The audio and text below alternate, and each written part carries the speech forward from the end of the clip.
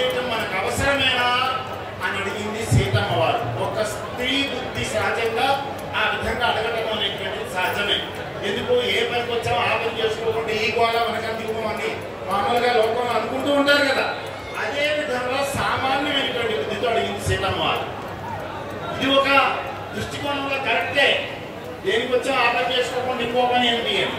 అప్పుడు శ్రీరామచంద్రుడు ఒక్క మాట చెప్తాడండి, సీత నువ్వు చెప్పినటువంటిది నీకు ధర్మం అనిపించవచ్చు, కానీ రాముడు రాజ్యంలో ఉన్నా అరణ్యంలో ఉన్నా నేను క్షత్రియుడను.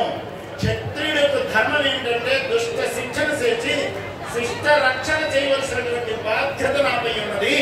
అందువల్ల నేను ఈ కార్యానికి పూనుకొని తీరుతాను అనేటువంటి విషయాన్ని శ్రీరామచంద్రుడు చెప్పాడు. అంతేకాదు తరువాత మాటలు మనం వినాలి.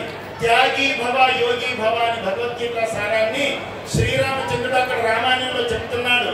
సీత ధర్మానికి, దేశానికి, దేశ ప్రజల యొక్క హితానికి కావాలంటే నిన్ను లక్ష్మణునైనా త్యాగం చేస్తాను, కానీ నేను ధర్మాన్ని విడిచిపెట్టను అని చెప్పినటువంటి రామో విగ్రహవాన్ ధర్మ అని శ్రీరామచంద్రుడిని అందుకు మనం ఆరాధిస్తున్నాం, అందుకు మనం భజిస్తున్నాం, అందుకు మనం శతాబ్దాలు తరబడి ఎన్నో ప్రాణత్యాగాలు చేసి ఎన్నో విప్లవాలను సృష్టించి ఎన్నో కోర్టులకు వెళ్ళి ఎన్నో కోట్లు ఖర్చు పెట్టి ఈ రోజు మనం వేల కోట్లతో శ్రీరామచంద్రుడైనటువంటి దివ్య భవ్యమైనటువంటి మందిరాన్ని నిర్మించుకొని ఈ విధంగా మనం ఆనందించగలిగినటువంటి పరిస్థితి ఈ రోజు రావడం అనేటువంటి విషయం.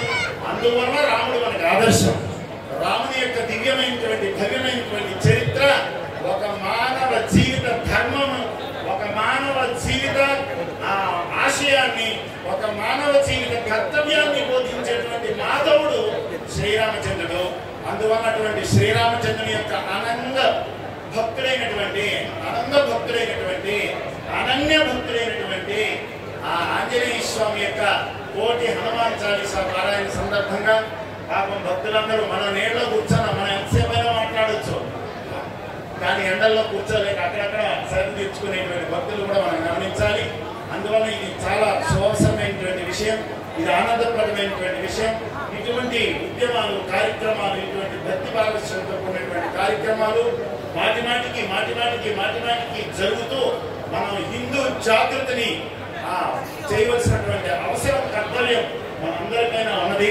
మనందరం అటువంటి దిశలో, మార్గనిర్దేశంలో ఆ దిశలోనే ప్రయాణం చేస్తున్నాం.